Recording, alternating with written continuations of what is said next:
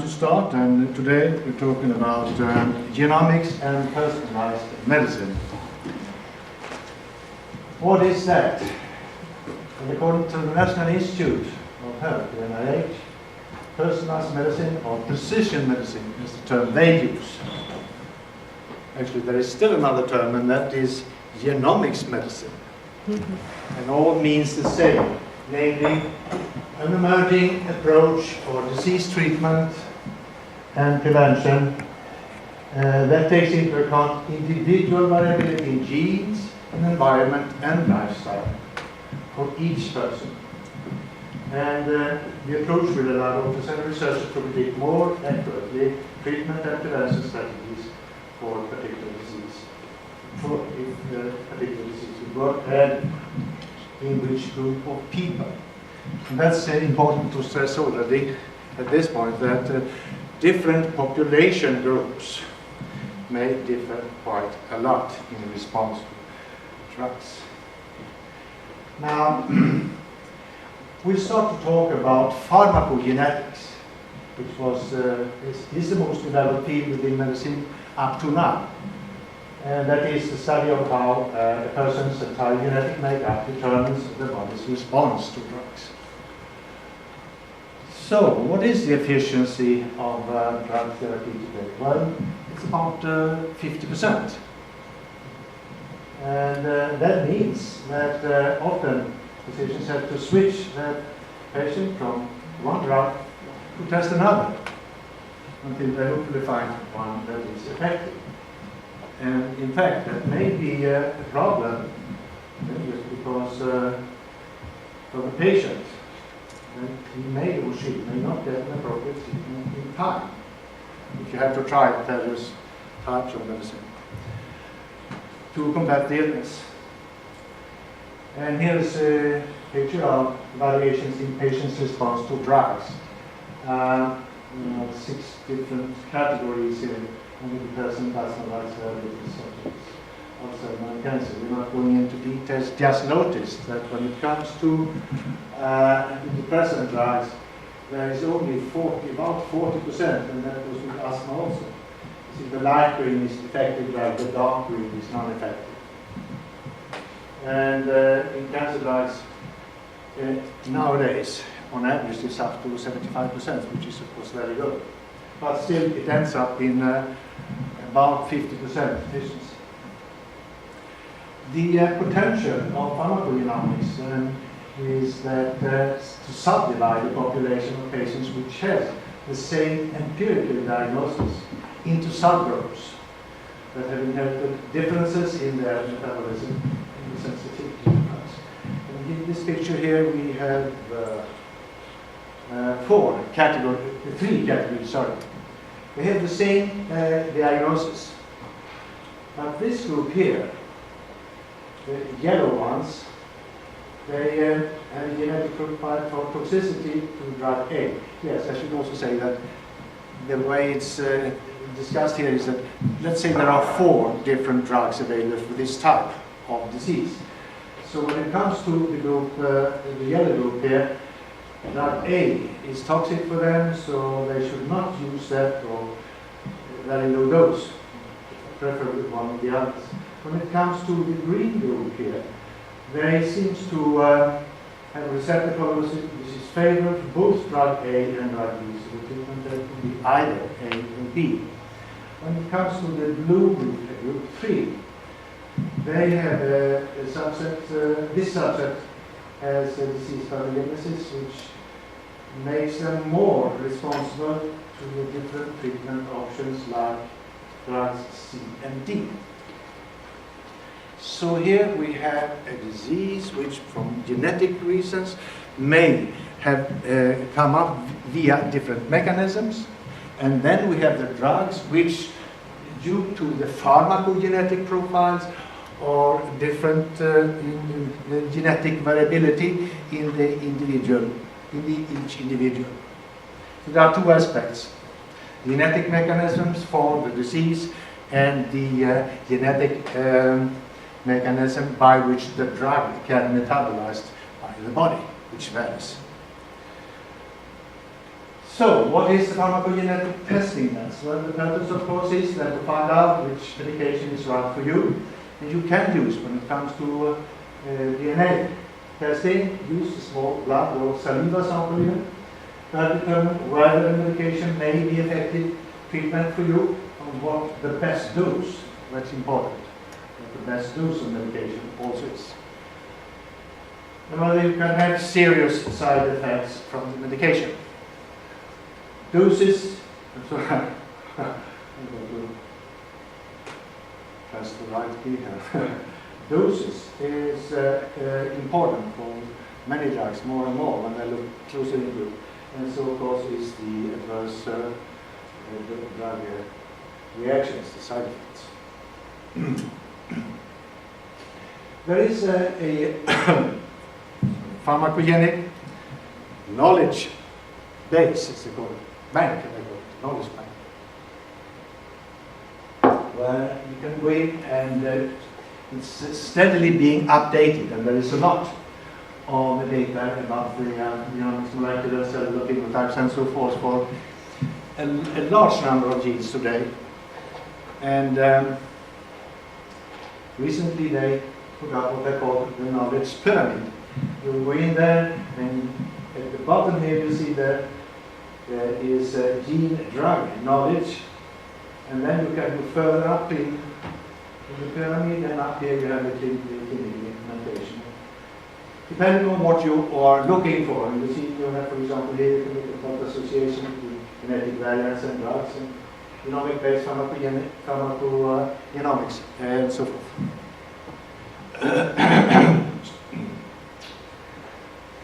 So, and this, as I said, is all the time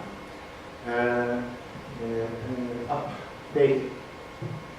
Where does it come from? It doesn't come from nothing. It has started somewhere, and we should look a little bit into that. The scientific society is starting today are looking a lot into this, but there is a history here, and it's actually going back to more than 100 years. Probably you've heard about Sir Arthur Garrett. He coined already about the year 1900 the word chemical individuality, and he wrote an article about inborn errors of metabolism. 30 years later, when Schneider in the 30s was involved in experiments for developing synthetic sugars, which was realized already at that time that that would be good if we could do with less calories and still got a nice taste.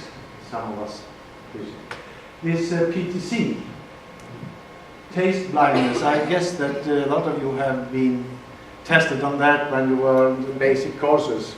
At least we used to do it at some of the courses. And about 75% will taste it, and 25% will not. Anyway, Williams at 56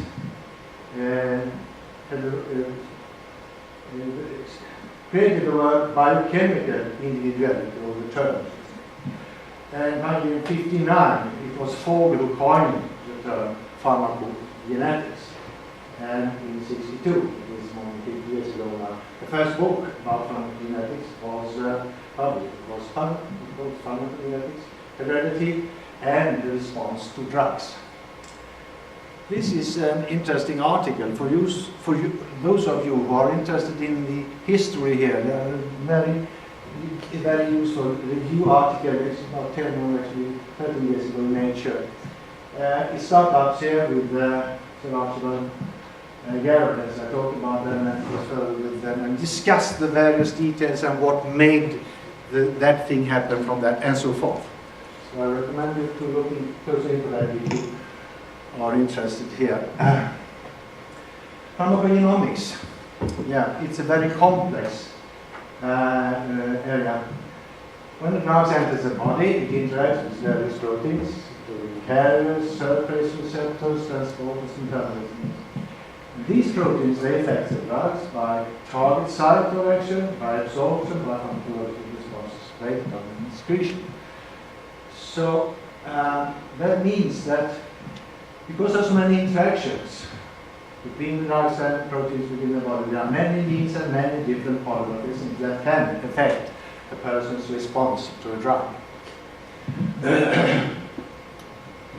Here is a table, some examples of drug responses associated with genetic variability in different populations. And I will not go into the details of the genetics and so forth. Just notice,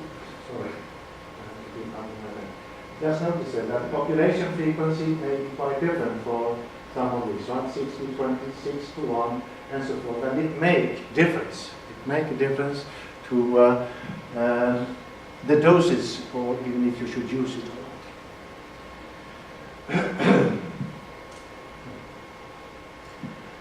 not. Again, if you want to have precise figures on this issue today, you can go into the pharmacokinetics knowledge bank, and you could look for both pharmacokinetic and pharmacodynamic pathways of the drug and see the genes and the various variants involved.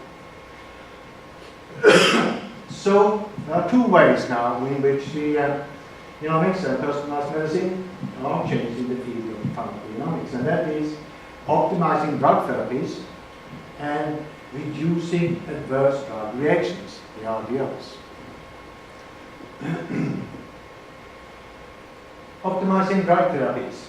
Well, that's of course very important. If you could single out those who are the best, who a given drug is best working on.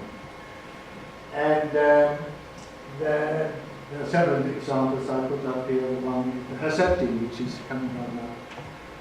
For breast cancer, depending on the HER2, and also Glevic, but I don't think we have time to look at Glevic.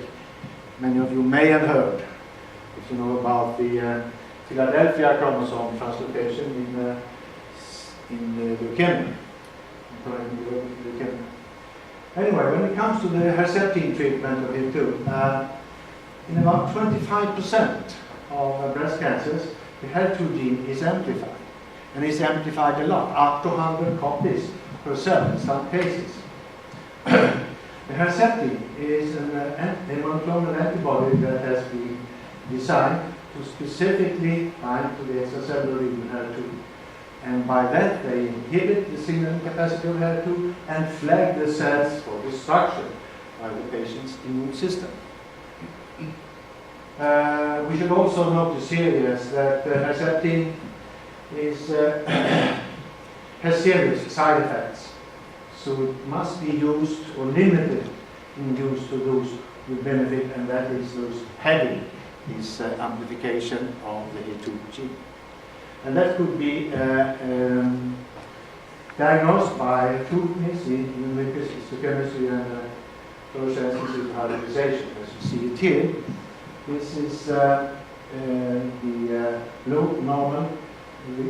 Blue is the nucleus, and the brown is the overexpressing HER2 in the membranes. And you see clearly here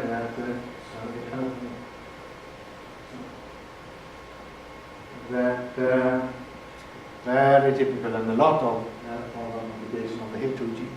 So no doubt this is a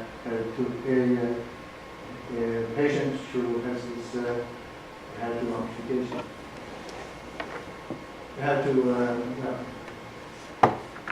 And here is a fish, and you see the red dots here are HER2 in the DNA. You see it within the cells. You see there's a lot of red dots here in cancer cells compared to the normal cells, which are a little bit around here. So it says that there is an increase in the survival for as much as 50%, 25 to 50%, when Herceptin is used in combination with chemotherapy, compared to when it's used when only chemotherapy is used. And also it should be noted that Herceptin is now one of the biggest selling biotechnology products in the world. Now, there is another way also, are now expression tests, mRNA expression tests, oncotyping, and that is for predicting recurrence risk And that has been shown 21 particular genes. Particular genes have been looked up, and there seems that their expression, up or down expression, in relation to normal cells will tell. If there is a low level of expression, there is a low recurrence risk, and you don't need to add any chemotherapy. Just using a hormone. If there is high levels of expression, there is a high recurrence risk, and we recommend more aggressive therapy.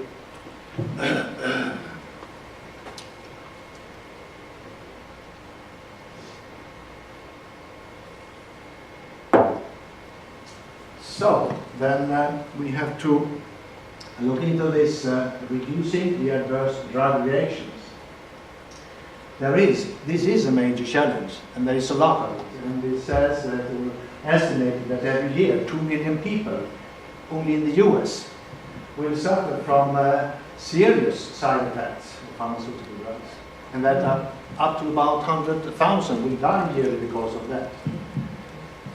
RDRs result from a patient's intended physiological reactions to drugs, so there's not much you can do about it, about that. But of course, you can be tested to avoid those drugs, and that's important. And yeah, I also noticed here, since I get that figure, except for all this suffering of so many people, it's also cost a lot. So if we 136 billion only here in USA, if we use money for evaluate or getting better treatments, which will serve the people of getting better, then we don't have this high figure here. Of course, we can't do it, but in that direction, that would serve everyone. So drug responsiveness here, yeah, you have in the various types of drugs. Again, I'm not going to read that, but there are those which are very slow and very rapid acetylators. The metabolism may be upwards or downwards in various genetic variants compared to the normal. I will then also go into a little bit of the success story of 6-captopril, 6MP, in the survival of leukemia.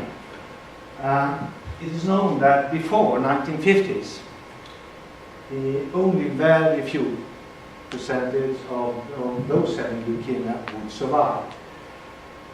The first anti-metabolite chemotherapeutic drug was methotrexate in 1948, and that was designed and developed by Gertrude William and George Pitching. And this was a very fundamental finding, and they was awarded a Nobel Prize for that later on in 1988. They improved the survival from practically no one up to 80%. Fantastic, right?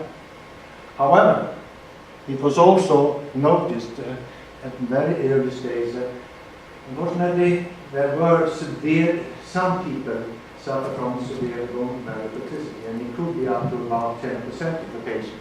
And that was so bad so the patients could die. But of course, if they didn't get any treatment at all, there was a high risk they would die anyway. Anyhow, the good news about that is that today, and actually a number of years back, these mutations, it's known now that there is a teoprine methyltransferase, TPNT gene, which regulates the response, and it could be taken into account. So if you test the person before, you could say what dosage they should have. Here's you get a picture of the normal dose, 2 normal alleles, and they could take a very effective dose. If you are heterozygote, you also test, you can see that on test. If you are, you should have a little more moderate dose. And if you happens to have the 2 mutant alleles, you should have a very, very low dose in order to avoid the RD. Now we should come to the major family of genes which is related to pharmaceuticals and pharmaceutical metabolization. And that's the cytochrome P450 gene family. It is involved in much of the metabolism of what's called the drug of phase 1. And that is the oxidation, hydroxylation, hydrolysis, and so forth.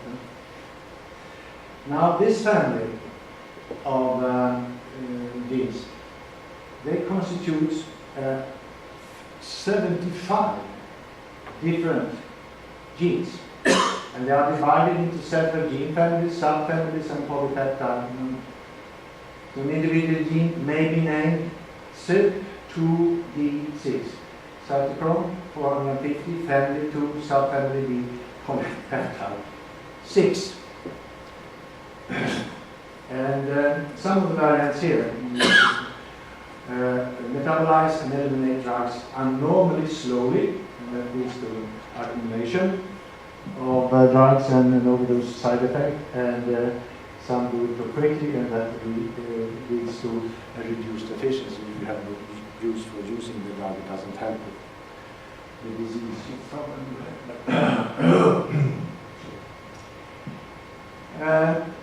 We should look at one particular one here now, and that's the CYP2D6. It affects response to many different drugs.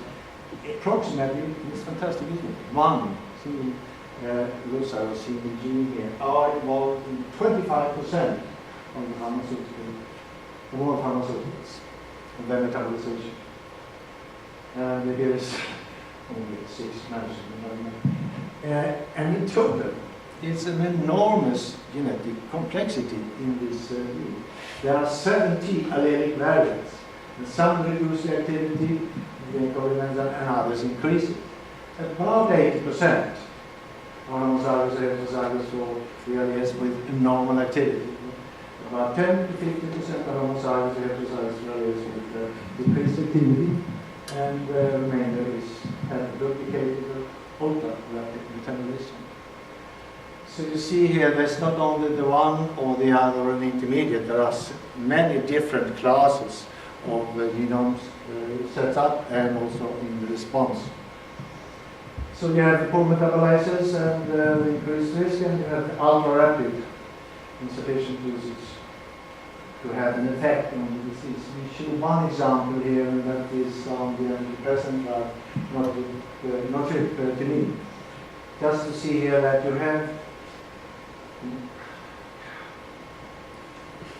the most common one is the 65 to 80%. And then there are those which are ultra-rapid, about 5 to 10%. There are those which are intermediate, which represent about 10 to 15%, and there are those which are poor metabolizers. And you see this is not a skewed normal distribution. It is like that because you have so many different groups of the genotypes behind. There is a particular anti-SHIP, CYP450 assay, which Roche has, and that is to distinguish or to test, I should say, the 29 most common genetic variants of 2 cytochrome genes, CYP450 genes, and that's the CYP2D6 and the CYP2D90. And they test for SNPs and duplications and deletions. And then we should talk about a little bit about taurine, which is involved in one of these. It's a powerful anticoagulant, and it is next to insulin, the most common prescription responsible for emergency hospital. So there's a lot people using this. It is for preventing blood clots after surgery and aid people with cardiovascular conditions. Proof of clotting. It seems that it works by inhibiting the vitamin K dependent synthesis on many blood clotting factors. And it injects several other genes, in particular the CYP2C9 and BPR C1. However, again, there are those who have doses too high, which leads to serious hemorrhaging, and if there's too low, it leads to life-threatening blood clotting.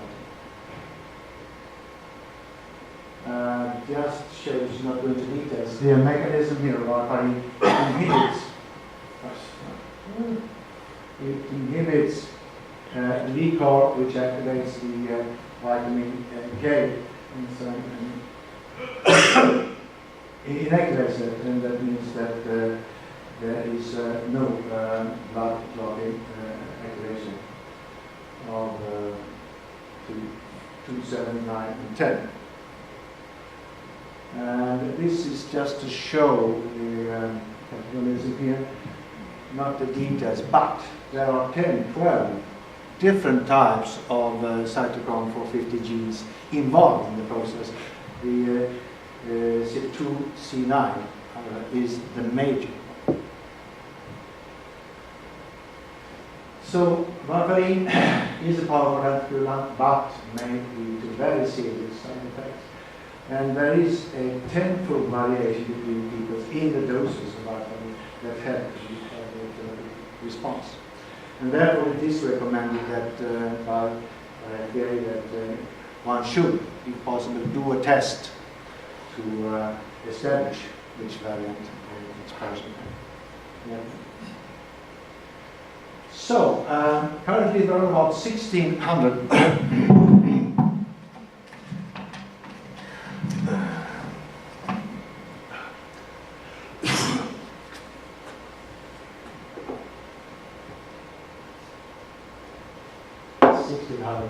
genetic tests available, and for single gene defects, including pharmacogenes. And now we should turn over to look at the genetic test. I hope I gave you the impression that the pharmacogenetic, or the genetic variation in the pharmacogenes are quite extensive and important to know, more or less in relation to any medicine. Both whether it will be effective and whether it will have severe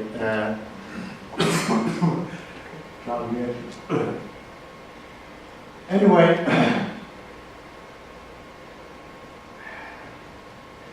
genetics testing is usually classified into 5 categories. We talk about diagnostic tests, we talk about predictive, we talk about carrier tests, we talk about implantation tests, and prenatal tests. These are 5 major categories. And you can use a lot of any, in principle, assay you have on the various labs to establish whatever you will do here. Now, when we come to the personal medicines here, that is, we are trying to take advantage of information of the full genome from each person, each patient, and the variation that is in gene expression information to help diagnose the disease and select treatment for the particular patient. We talk about genetic tests in the genome sequencing omics era. And that means that we will use whole genome sequencing as well as the omics technologies, one or a few. These transcriptomics, epigenomics, metabolomics, proteomics. So these technologies will enable studying diseases whether they have a simple or complex genetic basis. The whole genome will reveal it. And as well, the environmental effects related to the particular disease phenotype of the individual. We talked a lot about genomics earlier, and I'm not going into the various variants. Of course, it's very central, and this field is technically evolving very quickly, and there are also in the cost thing, which is important. So within a year or two, there may be quite different prospects for going into that. And also, I should say, when it comes to the genomics part here, that the 100,000 genome projects I talked about earlier, which is initiated in England and Germany, and also hooked up by several groups, including several institutes here in the USA, to look at the whole genome genetic variation in 100,000 people having various diseases, both the complex and the simple monogenic ones, as well as, of course, in that it is also involved some control, although it's said that they could use the facilities of normal DNA, normal cells, from a lot of other projects as contracts. That will provide an enormous,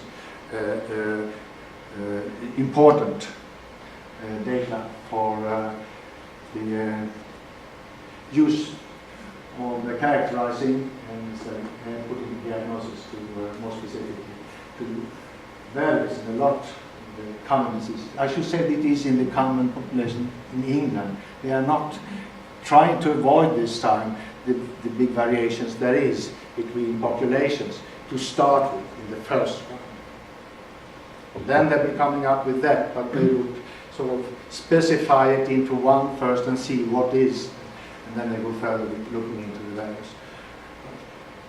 Okay, so that said, we should just take a brief look here at the omics and thought of looking at the transcription and expression profiling on epigenomics. And the two examples here, and that is the expression profiling breast cancer, yes, and then there is an genomic profiling, that is gestational diabetes mellitus, which I also was involved in a few years ago to start up.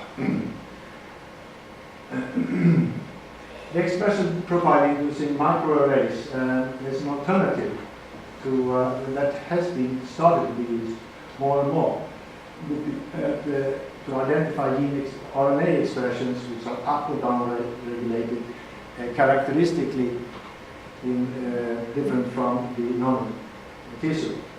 And by that they may obtain an expression signature which is characteristic for each cancer patient and may lead to a personal treatment.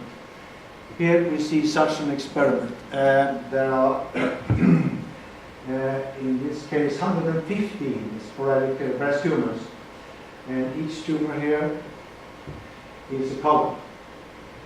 And then there are a number of critical genes which they selected out here, and they are belonging to different classes, luminal, subtype, and so forth here. There are 5 basic classes. And then you should say also that the green here is upregulated expression, and the red is downregulated. And what we see is here there could be, based on these expression patterns, there are epigenetic, expression profiles, signatures, that could be identified different ones. The blue hand, dark blue, the light blue, the violet, the red, and the green. And then there are a number here, fortunately the lower number, but still, this gray here, and that means that they do not fit into any of these groups with significance. Now this is taken as a signature which should suggest or that this group should be treated one way, different from that group, and that group. It has started, and I actually haven't followed it up, so I don't know to what extent it has come, but certainly that is something which will work. When you test it and you see in different persons, it did work or not. So we will see much more of that in the future. And then there is this profiling, which I was to start, that was about gestational diabetes. We used the, as I talked about last time, the infusion human methylation for 50 gene chips. That is 450, actually 470 different CPG sites all over the genome. All in all, there were 26 million involved. 12 of them had a gestational diabetes during a pregnancy 1 to 3 years ago, and with a 14 control women, which had a normal pregnancy 1 to 2 years ago. The age and the BMI are corrected here, so they have the same average age and average BMI. What we found was 15 women that showed significant signs of the different methylation, hyper or hypo, that is over or under methylation in relation to the control. And most of these signs were HLA-C or HLA-A related, HLA related to no. Only 3 of them were intergenic, and 5 of them are previously known to be associated with the genes known to be involved in diabetes. So here is what it looks when we look at the heat map. Again, here there are the red unmethylated and the yellow are methylated. And the station diabetes women, this is this group, and those having the normal pregnancies is this group. And as you see, no doubt that there is a very clear distinction in these significant, 15 significant signs. Now the question is, can we, when there's still some time has gone, see in the pattern of the gestational which will have a predisposed, can you see it already at that time, which will be predisposed for having type 2 diabetes within 5 to 10 years, which a large fraction actually will have. Now we still have to wait for that, but having this clear-cut picture here, we are pretty sure, or I am at least, that we will see this distinction.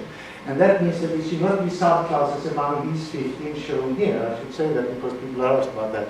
Because these are selected among the 475,000 to distinguish those who had diabetes, gestational diabetes, as opposed to those who didn't have.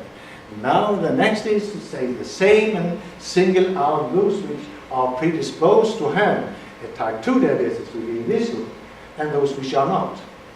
That's another setup of the 470,000 CPGs tested, right?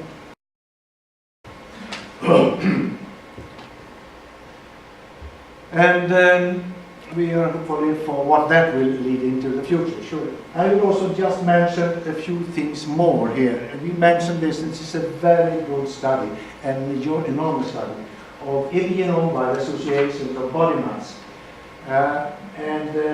It's actually 75 research institutes in Europe, the United States, and in India.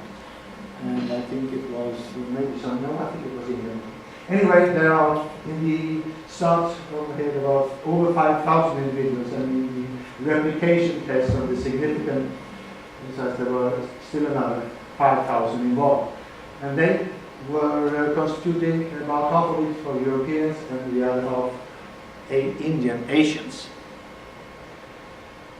And this was also based on the Illumina Imperium 450K chips test. And as I showed you last time, 187 CPGs were found with EVA significance. That is, you use the same kind of statistical analysis as you do when you do a genome-wide association study. Only here you use the CPG size identifier to do the study. And if you do that, you will end up with that number. Now, what was a question here, and I think it's an important one, they got this in blood.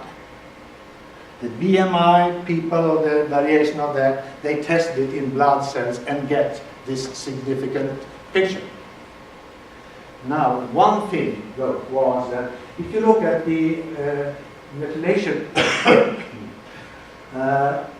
all over these 450,000 CPGs, you see that the vast majority are either unmethylated or to methylated or unmethylated. Whereas the 187 identified here specifically associated with DME, they represent an intermediate state.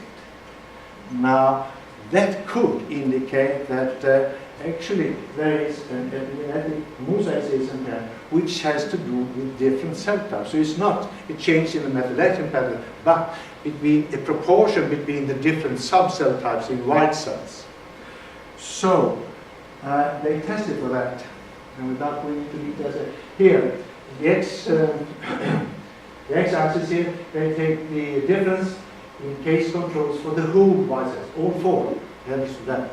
And then they take that on the y-axis, you see the response. What is the same reaction when it comes to the difference between the case and control when it comes to the monocytes, the neutrophils, the CD4 plus or the CD8 plus cells. And as you see, the relation is the same in all.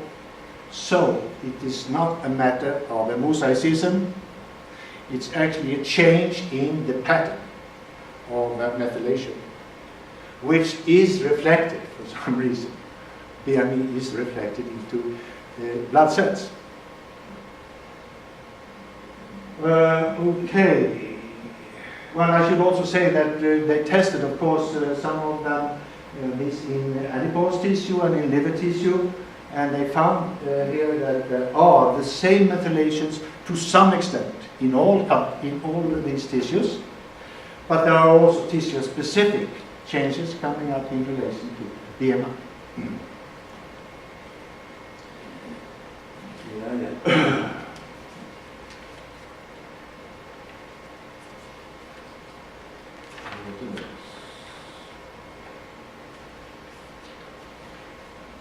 Well, I remember, yeah, I should take that. And I looked through it, I remember we should not go through that, and that's interesting, I didn't have time for that. But I should mention there were different populations there. Why didn't they test anything in the Indian Asian in contrast to the European? Well, they did, but only smaller tests, and they are saying they are continuing doing it. What they did test, and I forgot to get this picture, was a test in the Indian Asian population related to whether or not people will get type 2 diabetes. And they did find a predictive pattern in that, also in blood.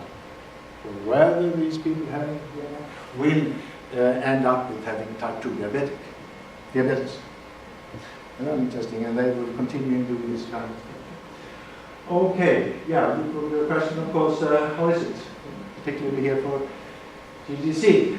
Does blood reflect lipid profiles related to mental or behavioral disorders? Well, there are some studies in autism, I've seen in lymphoblastic cell lines and in Parkinson's, and actually some other also, which are about people having severe stress, being as child being abused and so forth. There seems that you can go into the blood and see there are differences in those, which actually is, it talks about that there's a very severe effect.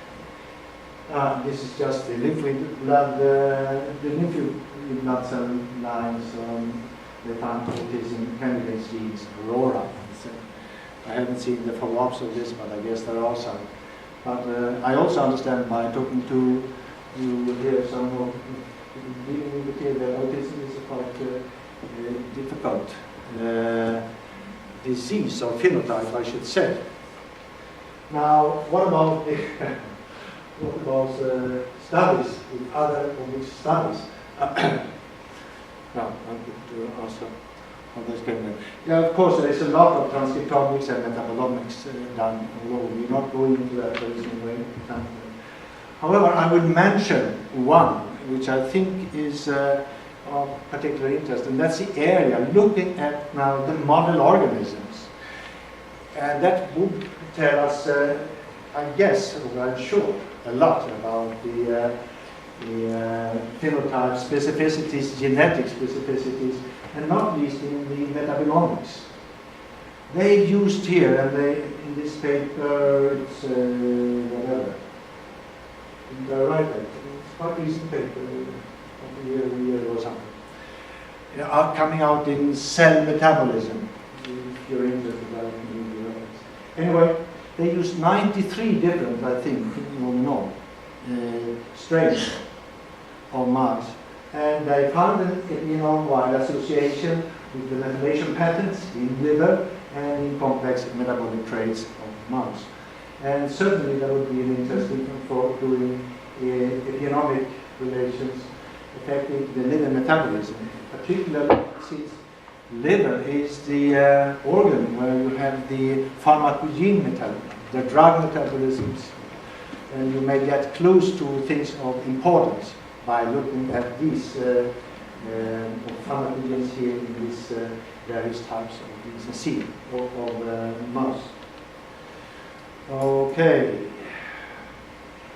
And also here at the Institute, I understand without going into anything here that there are several groups having projects ongoing and are doing linear economics, transcriptomics, including management, going into also look at in the transcriptomics the mean and long non-coding RNAs, which naturally doesn't always get into the RNA or transcriptomics, and as well as starting up in metabolomics. We should notice here, when it comes to the omics, that there are two technically, I should say, distinctions to doing DNA studies. And one is that omics results are cell and tissue specific, in principle. And the other is, that omics will require more cell and tissue material, technically, in order to get the amount of material needed to do the studies. But as we said, evidently one can use blood even in relation to BMI. So blood cells and their lipid profiles. Blood cells is one possibility in many cases, and you can't evidently say until you test it. This is coming up in so many different types of diseases, unrelated directly to blood disease. Lymphoblastic cells is already used, I know. We talked about it already, and other virus-induced blood transformed cells can be used. Skin would be also one possibility, using directly, and you could take skin biopsies, and that would give enough material to do. iPS cells, the induced pluripotent stem cells, can be used, I guess, for and you have the iPS cells, you transform them into that, and then you induce them to another specific cell types. We don't know, I don't know anyone has done it, but certainly it is one way, and you can do that. iPS cells is often done from skin cells.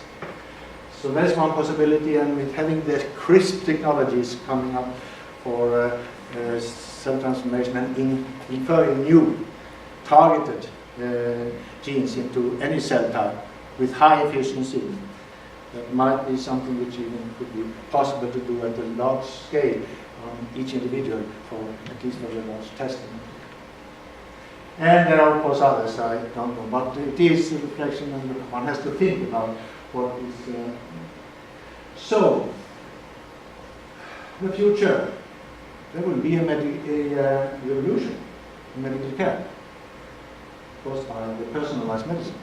It will lead to that.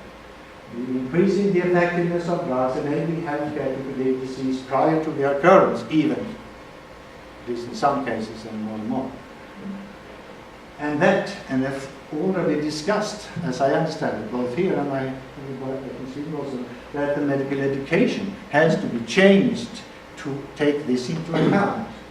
That physicians will have to be expected to use genomic information as part of the patient's management, and there also needs to be much more genetic counsels, specialists in genome in the future. And not only that,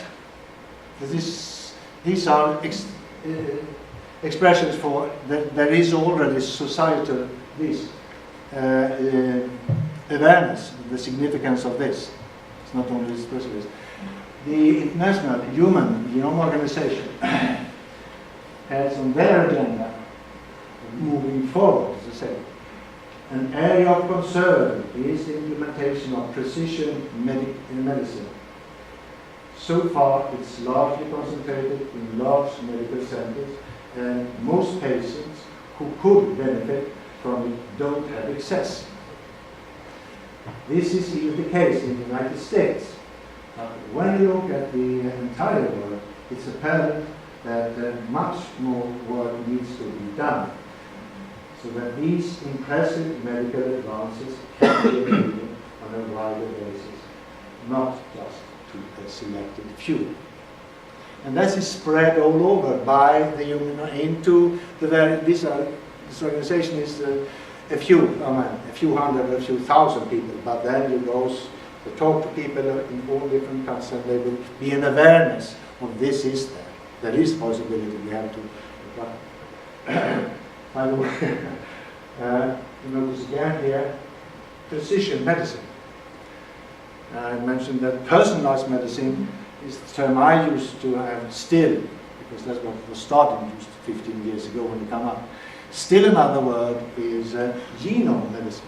So genomics and personal medicine, personalized medicine, it's genomics and medicine. Anyway, it is like we say in Sweden, kärt barn har många namn. And no one seemed to react. Strange. Anyway, it means a beloved kid or child has many names. This is something we like, we think is important, and so forth. We need exactly the same thing when they're used to. I would say maybe that officially, for example, NIH and also Rohme, there is tendency that one uses precision medicine all the time. But they mean exactly the same thing as we have talked about here as personalized medicine. So, lastly, in some kind of conclusion here, considering that the GGC has such a large and competent group of people, both in the research part and in diagnostics, it is and the laboratory facilities. So I've seen, I'm impressed by that. I'm sure, no, not sure, but you may play a very important role in implementing personalized medicine and in establishing a more advanced infrastructure that's required to the entire health system. And this is, as it's come up now, it's not a matter of if it will come up. It will. There will be these centers available all over the country. So the question is how and by whom? And having this basis as you have here, you certainly are one of the best candidate for this reason. I mean, if every doctor in the future are supposed to have direct contact with centers which could give them the information we talked about today. They send the blood sample or whatever. And on the basis of that, they will give their diagnosis and the preferred treatment for the particular patient. Okay, that was it. Thank you very much for listening.